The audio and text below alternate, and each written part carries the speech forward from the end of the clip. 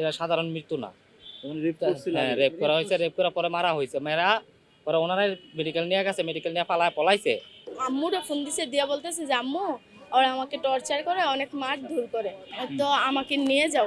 আমি নিউজ করছি যে তুমি মানে এক মাসটা জন অর্ধেক হয়ে গেছে গা, যে মাধ্যমে জানছি। আর এই মাসটা গেলে আমি আইসা নিয়ে যাবো, মেয়েটা নিয়ে আমি চাকরি দিয়ে দেবো। কারণ মেয়েটা যখন অত্যাচার করে আমার লাখার দরকার নাই। একটা মানুষ খুন হয়েছে বা যেটাই হয়েছে তাকে অজ্ঞাত স্থানে এখানে মানে ঢাকা মেডিকেলে রেখে গেছে, এই যে লাশটাকে যে গোপন করার চেষ্টা করছে, এটাই তো বড় অপরাধ।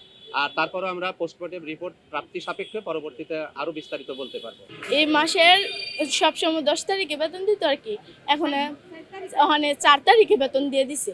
মোট 1 বছর 1 মাস কাজ করছে। আমার বোনকে মারা হয়েছে 12 তারিখে মারা হয়েছে, আমাদেরকে 13 তারিখে বলা হয়েছে। আমার বোনের নামে অভিযোগ দেওয়া হয়েছে যে আমার বোন 25,000 টাকা নিয়ে এক ছেলের সাথে পালিয়ে গেছে। পুলিশ আঙ্কেল কোথায় থেকে নাম্বার পাইছে জানি না, এই পুলিশ আঙ্কেলে ফোন দিয়া তারপরে বলছে আমাদের একটা কাকা আছে আর কি, মেম্বার কাকা, তো কাকা বলতেছে তোমার মেয়েকে তো আমরা পাইছি, তো তোমার মেয়ে এমন এমন জায়গায় আছে মৃত অবস্থায়। যে আসামি ধরছে, জেলের ভিতরে আসামি আছে, তখন মামলা লেখা নেই, এখন মামলা লেখা শুরু করছে।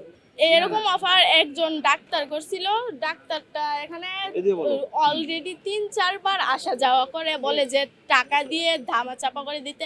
নগদ নিয়ে এলো হার না মানা হার অফার। সর্বনিম্ন 10,000 টাকা রেমিটেন্স নগদে পাঠালে থাকছে স্বর্ণের হার জেতার সুযোগ। এরা সাধারণ মৃত্যু না। হ্যাঁ, রেপ করা হয়েছে, রেপ করার পরে মারা হয়েছে।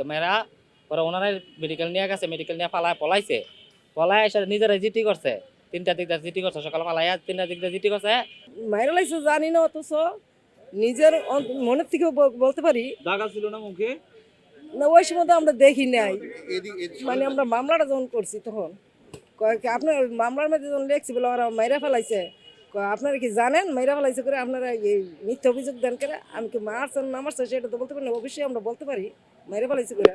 যেহেতু মায়ের আজকে 5 দিন হয়ে গেছে পাইনি আমরা, যে আইনা দিছে তার বিরুদ্ধে করবো। আর এই মালিক যেই বাসা আছিল, এই বাসার 6 জনের নাম ডাক্তার ম্যানেজ চেষ্টা করছে, টাকা দিয়ে ম্যানেজ করে না, কিন্তু ডাক্তার তো আমরা চিনি না, নামও জানি না। কত টাকা সাহায্য যায় এটা বলছে না, কইছে কিছু টাকা দিয়ে আপনারা এটা মীমাংসা করালাম, এই কথা বলছে।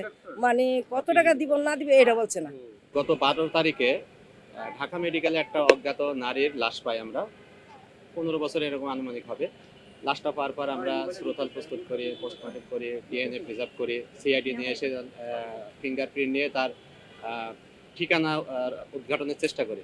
পরবর্তীতে আমরা এইটা নিয়ে ব্যাপক কাজ করি। আমাদের রমনা ডিভিশনের একটা টিম, তারা তথ্য প্রযুক্তির সহায়তায় বিভিন্ন জায়গায় অনুসন্ধান করে আমরা পরিশেষে জানতে পারি যে এই ঘটনাটা সিদ্ধিরগঞ্জ থানার সানারপাড় এলাকায় ঘটছে। আমরা সেই মোতাবেক তথ্য উপাত্ত নিয়ে আমরা আসামি গ্রেপ্তারের চেষ্টা করি, আসামি গ্রেপ্তার করি এবং আসামি আমাদের হেফাজতে আছে। এই বিষয়ে মামলা প্রক্রিয়াধীন।